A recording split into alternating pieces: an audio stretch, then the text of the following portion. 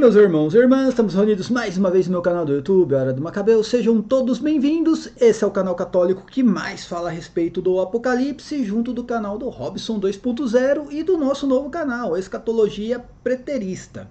Peço para que vocês se inscrevam em todos os canais católicos, principalmente nos nossos canais, tá?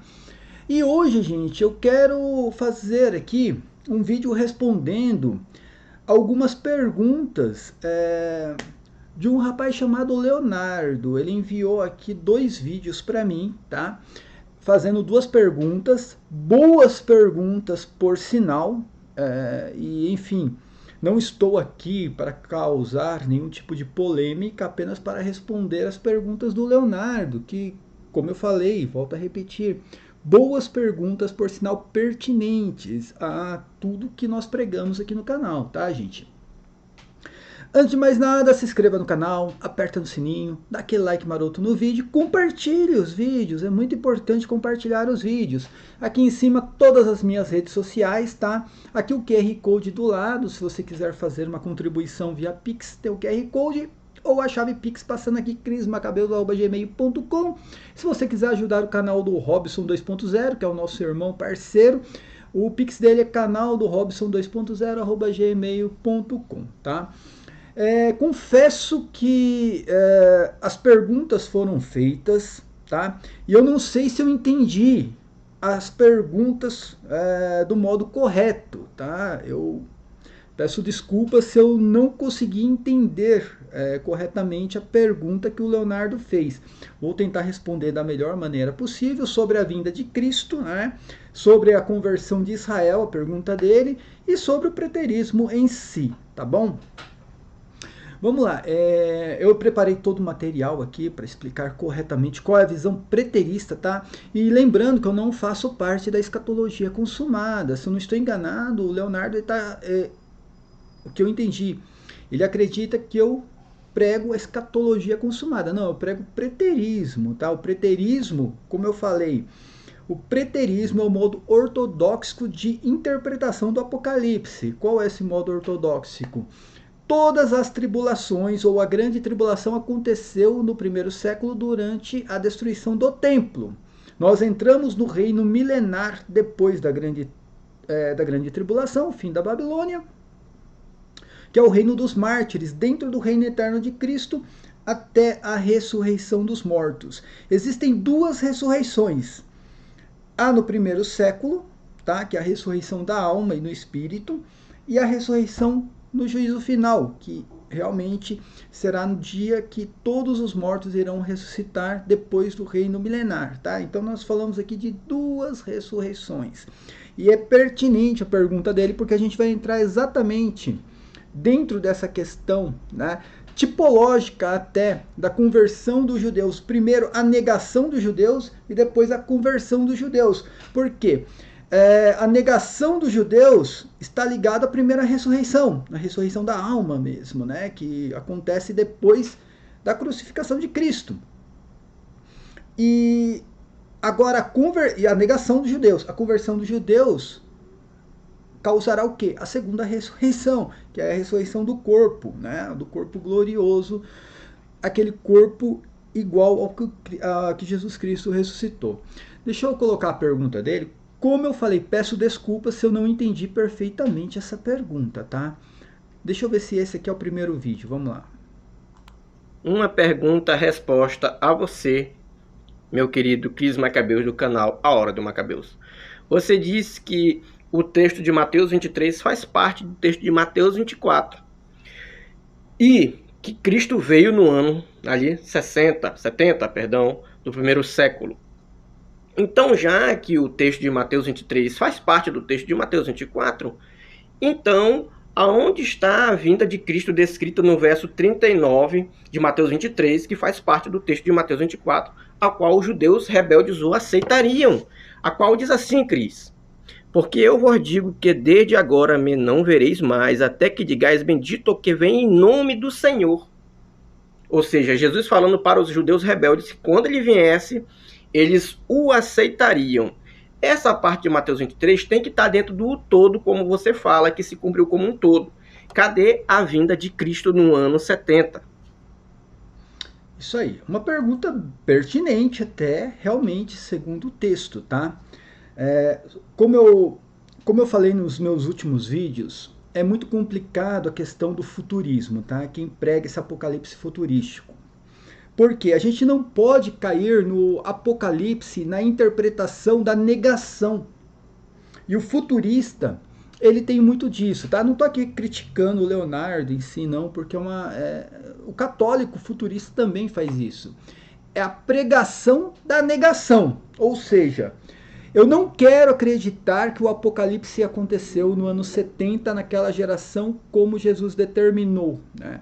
O que eu faço? Eu tento encontrar alguma coisa dentro dos textos no qual eu não vou conseguir compreender exatamente para negar que aquilo tenha acontecido. Tá? Como eu falei, no vídeo do Lucas Banzoli, lá no canal do Lucas Banzoli, falando sobre o termo geração, eles negam a geração, que aquilo é a geração, que geração significa um período de 40 anos. Eles negam tudo isso porque supostamente eles não entenderam como seria a vinda de Cristo em juízo contra Israel. Então é a interpretação da negação. Tá? Ninguém viu Jesus Cristo vir, voltar. Naquela época aí eles inventam que Jesus iria implantar um reino neste mundo, não foi implantado, então aquela geração não é geração, tem que descartar aquele termo que ali foi colocado, tá? Então a gente não pode, sinceramente, o preterismo é racional. O preterismo, ele não vai negar o que está escrito. Se Jesus determinou que a grande tribulação, que a sua vinda em juízo contra Israel seria naquela geração, é naquela geração. Você não pode tentar encontrar subterfúgio para falar que aquilo não aconteceu, que vai acontecer ainda. Você está dando argumento para os ateus, tá? Fora que você vai ter que também negar várias outras coisas, como São Tiago falando que o juiz já estava à porta no que tange a vinda do Senhor. São Tiago falando, o juiz já está à porta. São João falando que logo no Apocalipse as coisas irão acontecer em breve, o tempo está próximo. O mesmo João falando que o anticristo já estava no mundo e era a última hora. Então são várias coisas que você vai ter que negar para trazer o Apocalipse para o seu futurismo pessoal, entende? E o preterismo não é assim. O preterismo é aquela questão. Se Jesus falou que ele iria voltar naquela geração, então ele voltou naquela geração. Agora, como ele voltou? Aí a gente tem que interpretar. Assista ao vídeo de ontem, onde o Robson explica o que significa nuvem. A nuvem significa a glória de Deus, tá? E Jesus nunca falou que iria voltar para o mundo. Ele falou que ia voltar nas nuvens, né, com a sua glória, né? Mas enfim, vamos ao texto. E como eu falei, né? A pergunta foi pertinente, até gostei da pergunta. Os textos basicamente são esses daqui, tá? Lucas, né? O Lucas capítulo 13, versículos do 34 ao 35, e Mateus 23, tá? Dos versículos 36 ao 39. É uma coisa muito interessante também que eu falo, você não pode tirar apenas um versículo do seu contexto, você tem que encaixar o versículo naquele contexto. Eu não posso pensar metade de um versículo e falar, como é que a gente faz com isso daqui? Peraí, coloca no contexto, dá uma lida em todo o texto ali. O que Jesus está falando? Para quem ele está falando? Com quem? Sobre o quê? Você não pode deixar de fazer isso, né? E já falei, o preterismo não é a interpretação da negação. Eu não vou ficar negando aqui para dizer não aconteceu. Estou dando argumentos para os ateus, né? Vamos lá. Presta atenção que nos dois textos vai falar sobre o quê? Uma Jerusalém que praticamente cometeu crimes abomináveis, certo? Tá aqui, ó, no texto de Lucas. Jerusalém, Jerusalém, que mata os profetas e apedreja os que são enviados de Deus. Quantas vezes quis ajuntar os teus filhos, como a galinha abriga sua ninhada debaixo de suas asas, mas não quisestes. E aqui entra a questão, eis que a vossa casa ficará o quê? Deserta, tá? Pronto, tá aqui. Vossa casa, eis que ficará deserta a vossa casa. E aí Jesus Cristo diz, digo-vos, porém, não me vereis até o dia em que digais, bendito o que vem em nome do Senhor, que é o texto proposto por ele, tá? Perceba você que esse texto aqui está ligado a uma Jerusalém que caiu praticamente na desgraça. Está ligado a esse texto, ó, Jerusalém cai na desgraça e delimita um período de tempo até que Jerusalém diga, bendito que vem em nome do Senhor, ou seja, haja uma conversão em Israel. O mesmo texto se encontra em Mateus, em verdade vos digo, todos esses crimes pesam sobre esta raça. A gente explicou sobre o termo geração e raça aqui. Esse raça é metafórica para dizer que é uma raça de víboras. Aquela geração é uma geração má, né? Você pode usar metaforicamente o termo raça de víboras, por exemplo.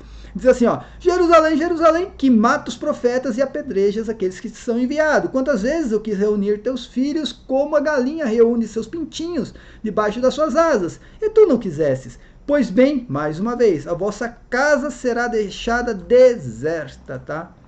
Aqui, ó. Pronto. Porque eu vos digo, já não me vereis de hoje em diante até o dia em que digas, né? Bendito o que vem em nome do Senhor. Tá falando sobre o quê? Uma suposta conversão de Israel, tá bom? O que está acontecendo aqui, gente? Jesus Cristo primeiro começa a julgar aquela geração, principalmente a elite religiosa, mostrando todos os crimes que eles cometeram e iriam cometer no futuro, tanto que ele fala sobre os apóstolos que serão perseguidos, ele mesmo que vai ser crucificado, e ele condena aquela geração. E depois que ele condena aquela geração, aquela Jerusalém, daquela geração, ele primeiro diz, a vossa casa será deixada deserta. Esse termo, na concordância Strong's, no léxico, deserto significa desolada, destruída. Ou seja, a vossa casa ficará destruída ou ficará desolada até o dia, né, em que vocês vão dizer bendito que vem em nome do Senhor, tá? Mais uma vez, eu não faço parte da escatologia consumada. Então, Jesus Cristo, o que ele está falando aqui? Que primeiro vai vir, né, uma desolação para a casa de Israel, e depois de um tempo, eles só irão ver novamente Jesus quando se converterem. É simples entender isso daqui, tá? Nós católicos acreditamos na conversão de Israel. A gente fala, eu, o Robson, nós falamos todos os vídeos sobre a conversão de Israel, que é o único sinal dessa vinda de Cristo para a ressurreição dos mortos. É quando Israel se converter. A gente fala isso daqui. Agora, uma coisa é o juízo, a vinda de Cristo em juízo contra Israel. Outra coisa é a vinda de Cristo para a ressurreição dos mortos. E aí entra uma questão tipológica aqui. Prestem atenção que tem a ver com ressurreição. A questão tipológica. Eu não gosto muito de tipologia, mas aqui tem uma questão tipológica. Qual foi o primeiro ato de Israel em dizer bendito que vem em nome do Senhor? Foi a entrada de Cristo em Jerusalém. Ele entra em Jerusalém e ele é recebido como rei. E ali, o que acontece? Todo mundo diz, bendito que vem em nome do Senhor, correto? Se cumprindo a profecia do Antigo Testamento. E o que resulta essa entrada de Cristo em Jerusalém? Resulta na negação dos judeus, mais tarde, de Jesus Cristo e a crucificação. E a crucificação, o que era? A obra da redenção. Então, primeiro você tem o quê? Essa entrada triunfal de Cristo, no qual ele é recebido com, né, essa frase, bendito que vem em nome do Senhor, e logo vem a rejeição de Israel, a negação e a crucificação. Então, e São Paulo fala isso em Romanos 11, que precisou a negação de Israel para que pudesse também entrar os pagãos, né? Os pagãos pudessem se converter. E assim toda a humanidade participar da obra da redenção. São Paulo vai falar em Romanos 6 e 7 o quê? que a crucificação de Cristo é similar ao batismo. O batismo é o quê? Uma morte e ressurreição espiritual, certo? Então, só pode acontecer a morte e ressurreição espiritual da humanidade depois da crucificação de Cristo. Crucificação, morte e ressurreição. E isso se deu depois da entrada triunfal de Cristo em Jerusalém, tá?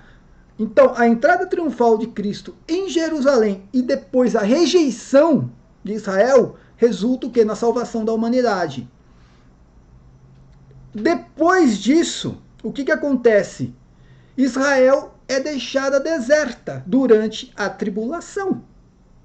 Aí eu não entendi, eu realmente não entendi a pergunta, porque é muito claro. Quando Jesus Cristo fala, e a vossa casa será deixada desolada ou deserta, né? É o mesmo termo no grego, tá? Como que vai ser deixada deserta a vossa casa, desolada? Por causa do juízo que viria contra eles, contra aquela geração que está no mesmo texto, está aqui, ó, no mesmo texto. Todos esses crimes pesam sobre esta raça. Esta raça aqui, tá, é o Gueneia, tá? Pode ser traduzido como o Gueneia, que seria uma geração má, tá? Depois que a casa seria deixada deserta, um dia haverá o quê? A conversão de Israel. Por isso que eu falo que é uma questão meio que tipológica. Quando existir a conversão de Israel, e nós acreditamos nisso, vai também estar ligada à ressurreição.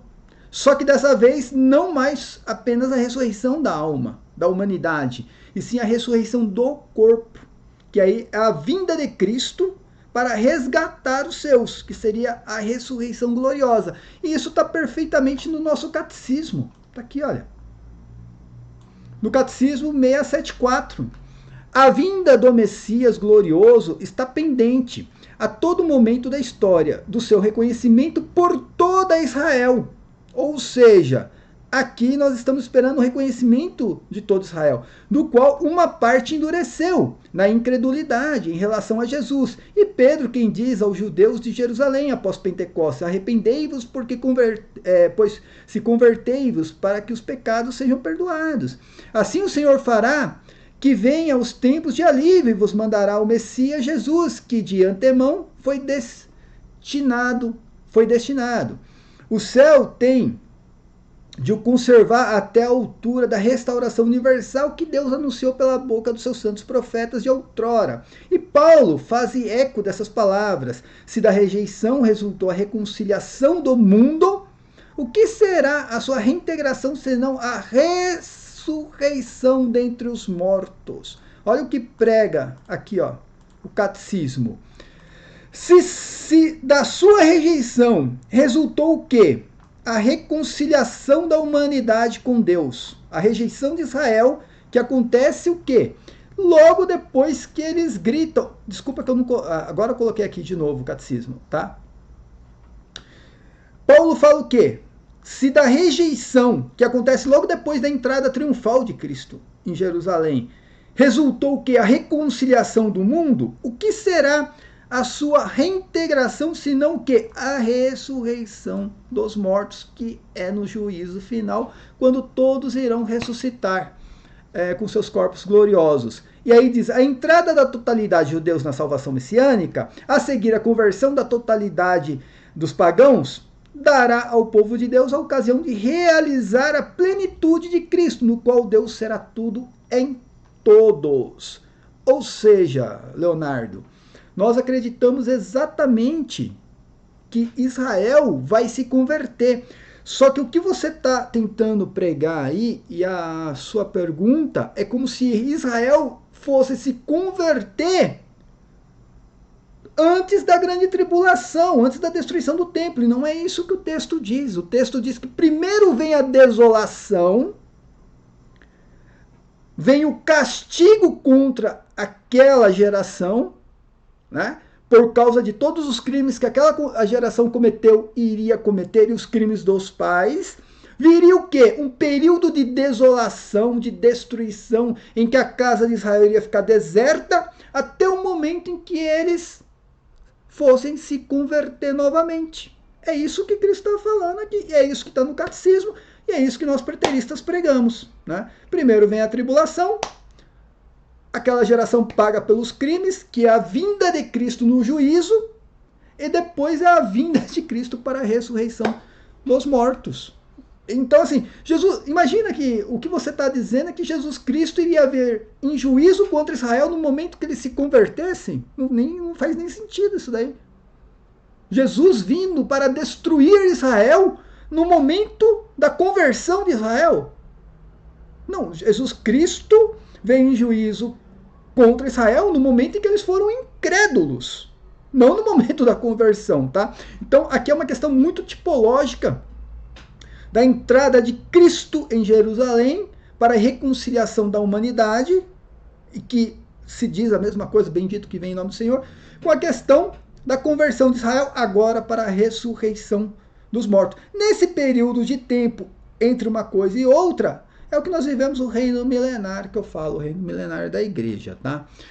Espero que você tenha entendido a visão preterista sobre isso. O texto se encaixa perfeitamente em Mateus 24, faz parte de Mateus 24. Cristo apenas está dando uma amplitude a tudo. Ele está dando exatamente o castigo contra Israel. Depois a desolação, a casa deserta, e ele está falando que um dia Israel vai dizer novamente, bendito que vem em nome do Senhor. Ele não falou que para a vinda dele, no castigo contra Israel, tem que ter o bendito que vem em nome do Senhor. Ele não falou isso. Primeiro ele fala que ele vai vir em castigo. Primeiro ele condena Israel.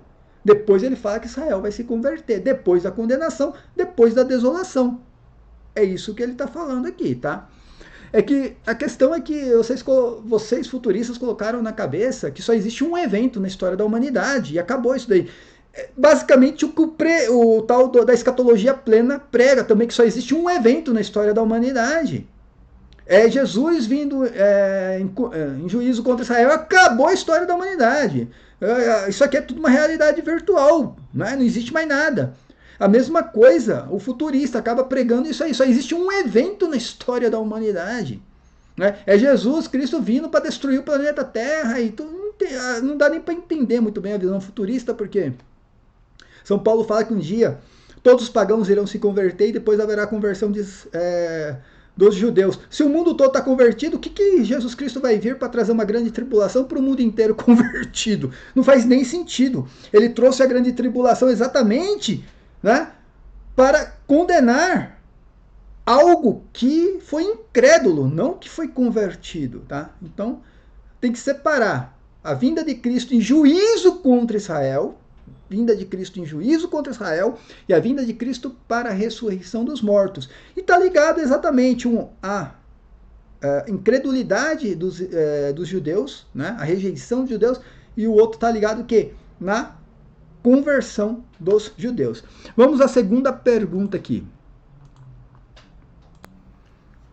Pergunta ao caro Cris Macabeus, do canal A Hora do Macabeus. Com relação ainda com a aceitação dos judeus rebeldes, né, com relação a Cristo. E é o texto de Mateus 23 e 24. Cris aqui traz uma expressão, né, no texto de Mateus 24, a qual também se acha a palavra pleirô, não é? Que era o fim da pregação. Cara, eu realmente posso estar equivocado. O Leonardo, eu peço que depois, se ele puder fazer um vídeo me mostrando esta palavra que eu não encontrei no texto, tá? Pode ser que eu não falo grego fluentemente, eu tenho que usar ferramentas, né?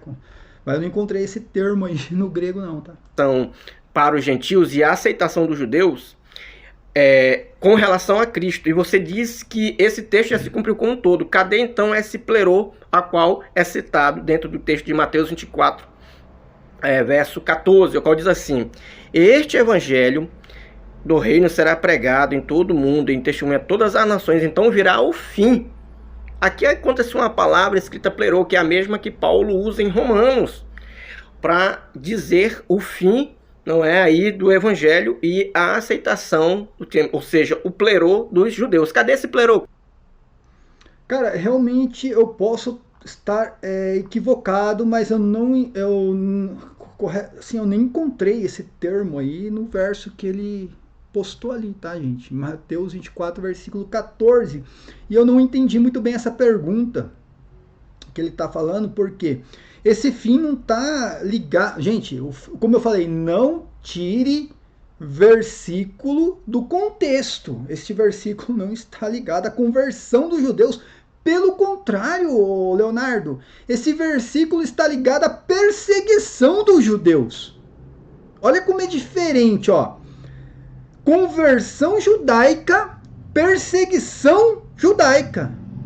Este versículo, esse termo aí que você falou, eu não encontrei mesmo, vou colocar aqui o texto em grego, não tá ligado à conversão de judeu nenhum. Tá ligado, sim, a juízo de Cristo contra uma nação incrédula, não contra uma nação convertida. Como eu falei, não faz nem sentido, Leonardo, Jesus Cristo condenar uma nação que se converteu. Ele condenou Israel porque Israel foi incrédula, cometeu crimes. Quando Israel se converter, não tem condenação para convertido. Então não faz sentido essa pergunta, mas eu vou tentar elucidar aqui o texto aqui para tentar te responder, tá? Preste atenção aqui. A gente não pode tirar do contexto, gente. Do contexto. O versículo 14 que ele cita está ligado a todo Mateus 24, que é continuação do 23, quando Jesus Cristo condena aquela geração. Jesus Cristo condena aquela geração e depois ele, em Mateus 24, ele mostra o que vai acontecer nessa condenação. Olha aqui, ao sair do templo, né, os discípulos aproximaram-se de Jesus e fizeram-no apreciar as construções, que é o templo de Herodes. Esse templo é o templo de Herodes. Ele estava admirando o templo. Não era um templo futuro, não era o de Zorobabel e muito menos de Salomão. É o templo de Herodes. Jesus Cristo, porém, respondeu: verdes todos esses edifícios. Em verdade vos declaro, não ficará aqui pedra sobre pedra, tudo será destruído. Olha aqui o termo, olha aqui, falando sobre a casa que iria ficar deserta novamente. Né? Já está ligado àquele versículo que você mesmo citou, em Mateus 23. De uma Jerusalém que iria ficar deserta. Esse termo, deserto e destruído, desolado, é o mesmo, né? Aí diz aqui, ó. Indo ele assentar-se no Monte das Oliveiras, chegaram os discípulos e, estando a sós com eles, perguntaram-lhe: quando acontecerá isto? O quê? A destruição do templo. Qual será o sinal da sua volta e do fim do mundo? Aqui todo mundo sabe que isso aqui é uma tradução totalmente equivocada, tá? É o fim, na verdade, sim, fim do mundo aqui não é cosmos, é aionos, ou seja, e quando será o sinal da tua volta? Volta em quê? Em juízo contra aquela geração. E da consumação, ó, da consumação do século, ou dos séculos passados até aquele momento, tá? Aqui não é cosmos, entenda. Aqui é aionos, ou seja, o fim de uma era, tá? E eu vou explicar isso daqui a pouco para você com o termo que você citou aí, que não é exatamente esse termo aí, né? Posso estar equivocado também, mas se eu tiver, você elucida um pouco melhor a pergunta. Presta atenção que o fim aqui era a consumação do século, tá? Vou até colocar numa outra cor aqui para que a gente possa destacar. E aí respondeu Jesus: cuidado que ninguém vos seduza. Muitos virão em meu nome, dizendo sou o Cristo, e seduzirão a muitos. Ouvireis falar em guerra, rumores de guerra. Atenção, isso não vos perturbe, porque é preciso que isso aconteça, mas ainda não será o fim. Quando ele fala aqui, ó, não será o fim, o que está ligado isso daqui? Deixa eu colocar aqui em vermelho, né? O que está ligado a esse fim? Está ligado exatamente à consumação do século. Ó, vocês irão ouvir falar em guerra, rumores de guerra, falsos cristos que aparecerão, falsos messias, tá? Mas não vos perturbe, que ainda isso não é o fim, tá? O fim é a consumação do século. Aí fala assim, ó, levantar-se a nação contra nação e reino contra reino, né? haverá fome, peste, grandes desgraças, enfim, isso aqui tudo já expliquei em outros vídeos, né? Tudo isso será apenas o início das dores. O que é o início das dores aqui? O início de tudo até a consumação do século, o fim do Aionos, tá? Não é o fim do cosmos, é o fim do Aionos, né? Que seria o quê? Aquela era. Aí ele diz aqui, ó, então sereis entregues aos tormentos, matar-vos-ão, e sereis por minha causa objeto de ódio para todas as nações, muitos sucumbirão, trair-se-ão mutuamente e se odiarão, levantar-se-ão muitos falsos profetas, serão muitos, e antes do progresso crescente da iniquidade, deixa eu... que não tem mais extrema, tá? A caridade de muito esfriará. Entretanto, aquele que perseverar até o fim será salvo. Aí entra no que você falou. Este evangelho do reino será pregado pelo mundo inteiro para servir de testemunha a todas as nações, e então chegará o fim. Tá? Eu vou pegar o texto grego aqui, para mostrar para você que não tem esse plemor, que você falou, pleor, acho que você falou aí. Eu não vi essa palavra lá, mas pode ser que eu esteja equivocado, tá? Então aqui ele está falando, preste atenção, que todos os rumores de guerra, que tudo que estava aqui de primeiro lugar, era só o começo das dores, não era o fim. Fim do quê? Da consumação do século. Lembre-se, gente, pelo amor de Deus, tá? Nunca faça isso de tirar versículozinho do texto para tentar entender aquele versículozinho. Cara, coloca no texto, entenda do que está se referindo aquilo. Né? E não faça a interpretação da negação. Tenta entender o que Jesus está falando aqui. Né? E ele fala, primeiro, tem os rumores de guerra, mas não é o fim da consumação dos séculos. Mas depois que o evangelho for pregado no mundo inteiro, aí chegará o fim. É o fim. Aí você falou que era o fim dos judeus, se eu entendi, o fim do evangelho não é o fim da pregação do evangelho. É o fim do século, do Aionos. É o do que ele está falando aqui. E quando dá o fim do século, o fim do Aionos? Aionos é um período de tempo, tá? É o período de um tempo para um outro tempo. Ou seja, uma era para uma outra era. Era o fim da era judaica, que estava relacionada à destruição do templo, tá? Aí continua aqui, ó. Ele vai falar o que sobre esse fim? Quando vir estabelecida no lugar santo a abominação da desolação. De novo aqui falando de desolação, que está ligada ao deserto. A sua casa ficará deserta, tá? Qual que é o lugar santo aqui? O templo de Jerusalém, então o lugar santo dos santos, que foi predita pelo profeta Daniel, os habitantes da Judéia fujam para as montanhas. Aí eu pergunto, tudo isso aqui está ligado à conversão ou à incredulidade? Se Jesus Cristo está prometendo o fim de uma era ligada à destruição do templo, ligada a uma guerra que seria ali na Judéia, tá? Uma desolação no lugar santo, isso aqui tudo está ligado ao quê? A conversão não tem como, isso aqui está ligado à incredulidade. Sinal de que conversão já faz parte de uma outra coisa que vai acontecer depois desse juízo. Aí diz aqui, ó, fujam para as montanhas, aquele que estiver no terraço não desça, né? Para tomar... não desça para tomar o que está em casa, e aquele que está no campo não volte para buscar suas vestimentas. Ai das mulheres que estiverem grávidas, amamentando aqueles dias. Mais uma vez, rogai para que a fuga não aconteça em dia de sábado. Está aqui, ó, no inverno, no sábado. Por que sábado? Está falando de Israel. E aí diz, porque a tribulação será tão grande como nunca foi vista desde o começo do mundo até o presente, nunca mais acontecerá. Ou seja, essa grande tribulação que iria acontecer, que seria o quê? O fim do século, o fim daquela era, durante a destruição do templo, é algo que nunca aconteceu em Israel, tá? No lugar que guarda sábado, em Israel. Desde que o mundo foi feito, tá? Até aquele presente momento, e nunca mais iria acontecer, ou seja, o mundo iria continuar sendo o mundo, tá? Só que em Israel nunca iria mais acontecer o que aconteceu ali durante a destruição do templo. Tem que colocar isso na cabeça. Tem que estar tudo dentro do contexto, tá? Agora, analisando isso aqui, que você colocou, o versículo 14. O versículo 14 está ligado exatamente à destruição do templo, o fim da era e essa vinda de Cristo em juízo contra Israel. Não está ligado, esse fim aqui que você está falando, não está ligado a um fim de pregação do evangelho. Não entendi. Por que você falou isso? Sendo que o próprio texto diz que depois da grande tribulação, o mundo vai continuar sendo o mundo. Ou seja, vai ainda continuar tendo pregação do evangelho. Agora, beleza. Só que eu entendi o porquê você fala isso. Porque é uma má compreensão deste mundo aqui, ó. O evangelho do reino será pregado no mundo inteiro para servir de testemunha a todas as nações, então chegará ao fim.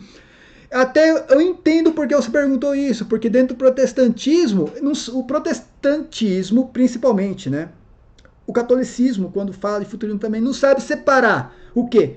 O Ges do oikumene e o cosmos. Infelizmente não sabe, parece que é tudo a mesma coisa. Colocou terra, mundo, universo, é a mesma coisa, sabe? Não são palavras diferentes, com significados diferentes, tá? Quando fala que este evangelho será pregado pelo mundo inteiro, tá? Isso aqui no grego se chama acho que é oikumene, tá? Acho que é assim que escreve. Oikumene, acho que é assim que se escreve, tá? Depois, se não for assim, eu vejo depois aqui. Não está falando de cosmos, tá? Não está falando também do Ges. Ges, tá? É o quê? É um território apenas, tá? Com fronteiras. Ou seja, a nação de Israel é o Ges, é um território. A nação do Egito é um outro Ges, tá? O que é o cosmos? Cosmos é o mundo conhecido e desconhecido, ou seja, cosmos é tudo que eles conheciam, todos os Ges, né, todos os territórios que eles conheciam e aquilo que eles não conheciam também. Então eles falavam de cosmos, que seria o universo. E o oikumene, que é o termo usado aqui, tá, só para você ter uma ideia, significava apenas o mundo do Império Romano, ou seja, as províncias do Império Romano, tá? Então, o que Jesus está falando aqui é: este evangelho do reino será pregado por todas as províncias do Império Romano, ou seja, o oikumene, para servir de testemunha a todas as nações dentro do oikumene, tá? E então chegará o fim. O fim do evangelho, conversão judaica, não, mais uma vez, gente. O texto, né, tem que ter algo específico do que Jesus Cristo está falando. Está falando sobre o quê? Consumação dos séculos, ou seja, destruição do templo de Jerusalém, o fim daquela era judaica, tá?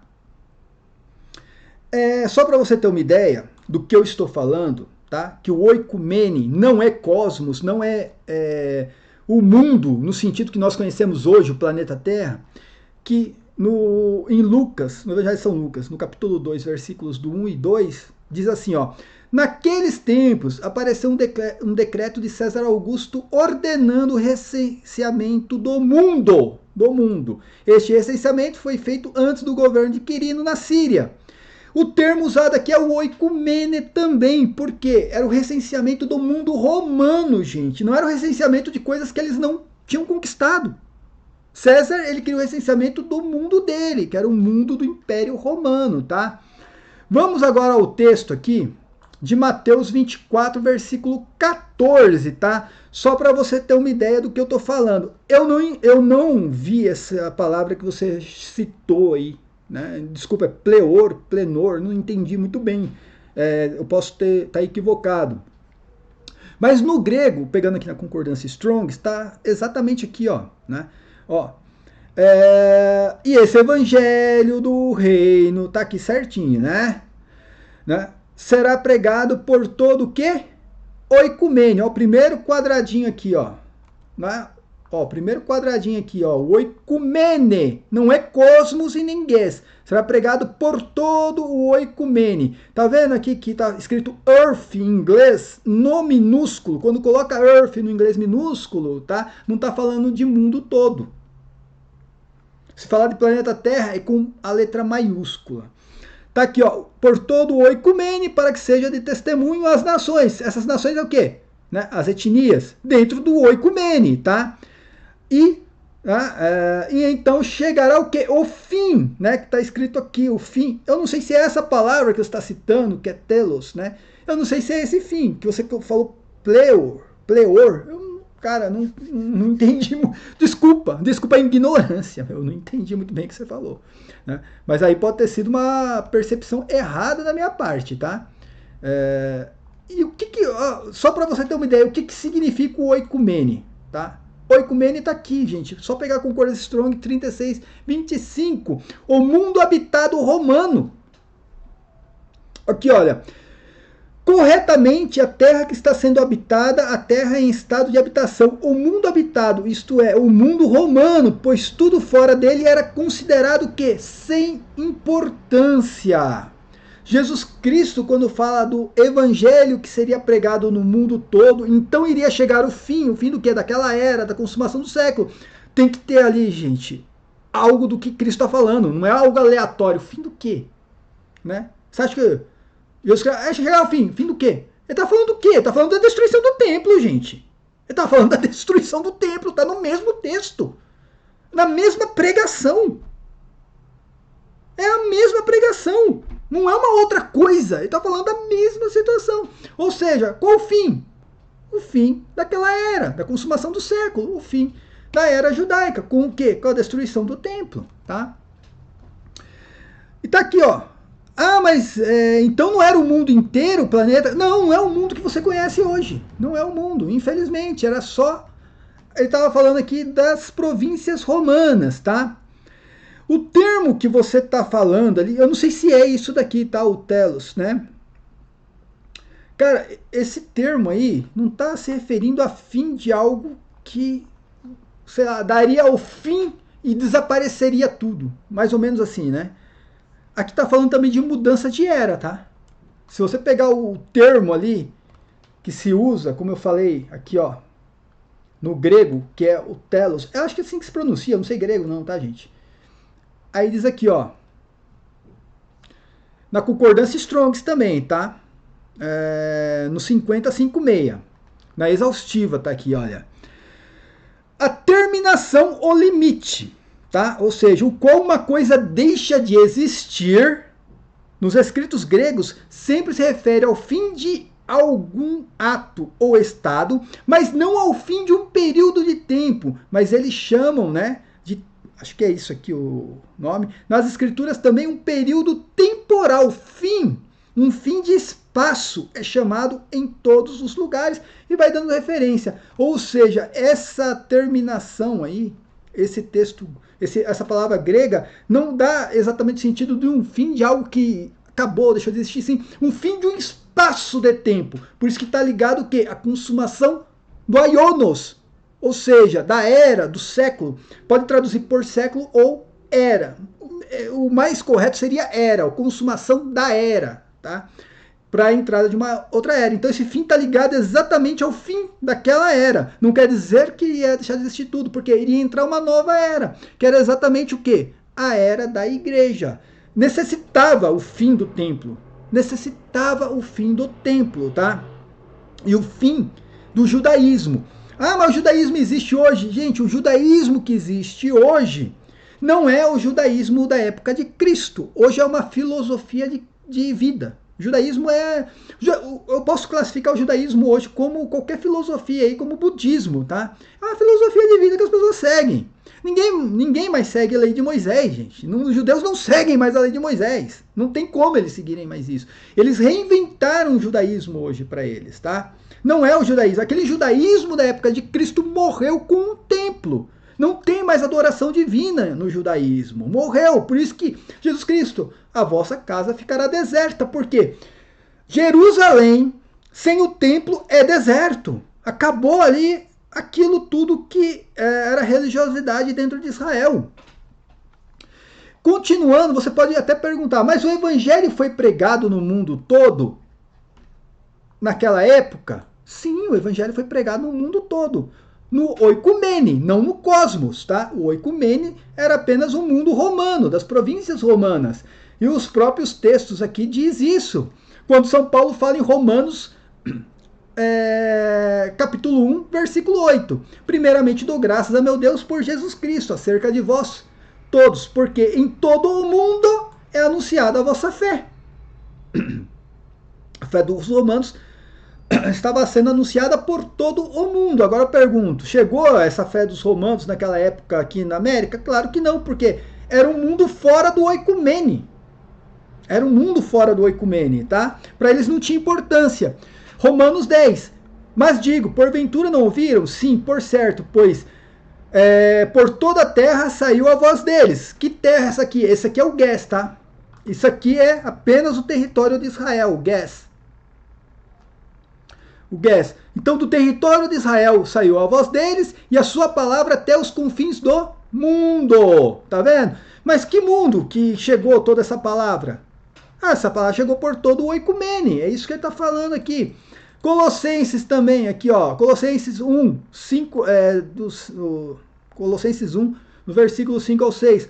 Por causa da esperança que vos está reservada nos céus, do qual antes ouvistes pela palavra da verdade do Evangelho, que já chegou a vós, como também está em todo o mundo.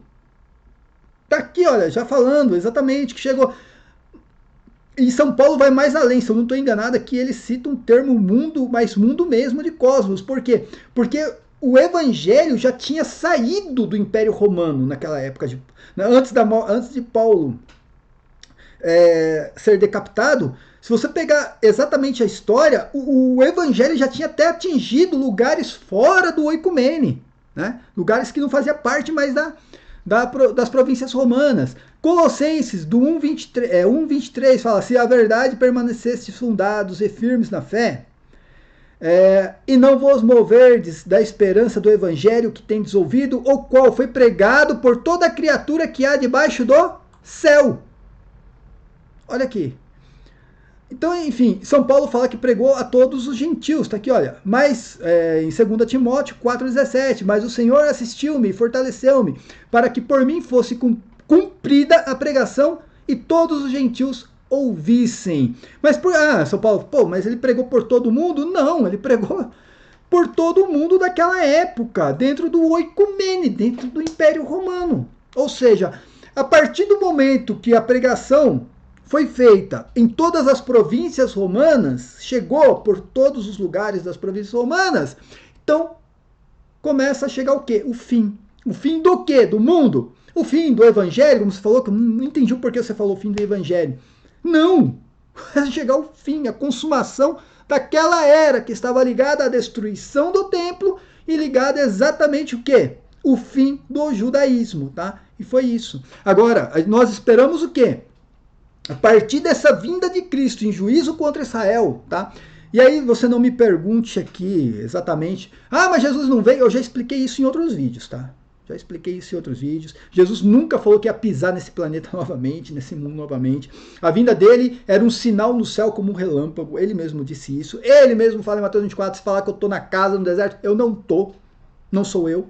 Né? Então, se vocês não entenderem isso, cara, vai ser muito difícil vocês interpretarem o Apocalipse.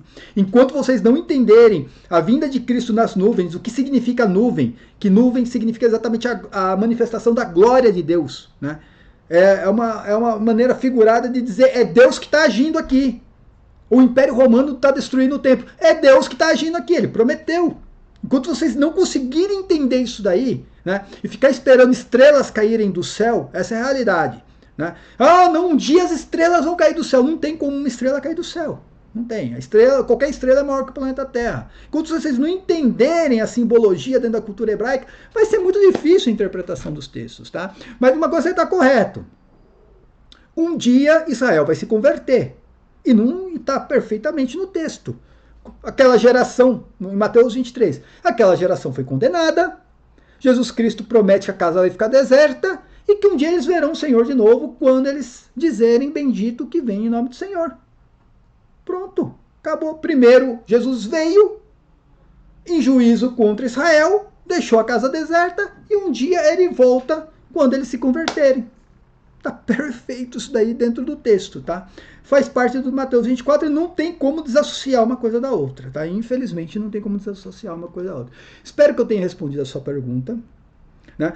E a questão ali do plenor, aí que você falou, eu não entendi, eu não encontrei essa palavra, mas eu peguei o texto grego e coloquei aqui para você, e coloquei todo o significado, toda a semântica da palavra, entendeu?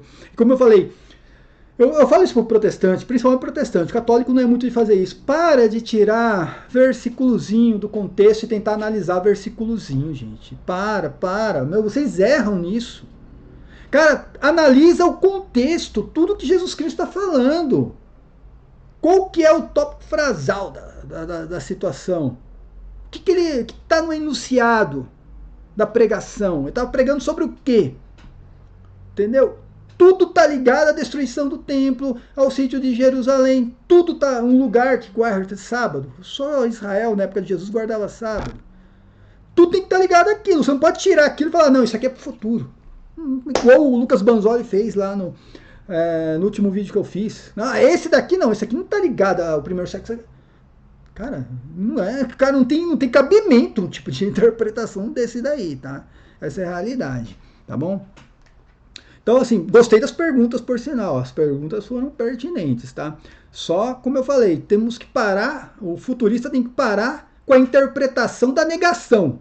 Eu vou negar, porque ninguém tirou uma foto de Cristo vindo na época. Então, isso não pode ter acontecido.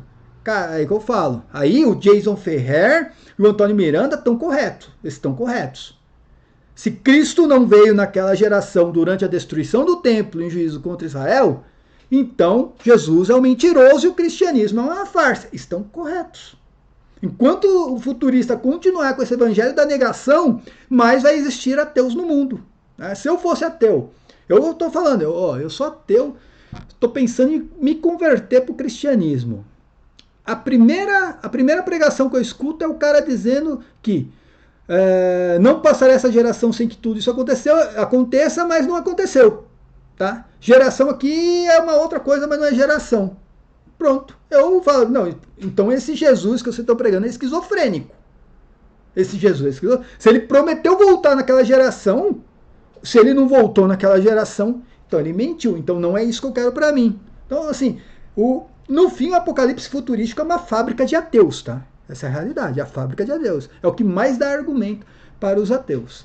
Então, enfim, espero que tenha entendido pelo menos a minha posição, tá? A posição do preterista. Não quer dizer que você tenha que se convencer disso, que... Cara, a última coisa que eu quero é convencer um futurista, porque eu sei que o cara tem na cabeça dele uma esperança, né?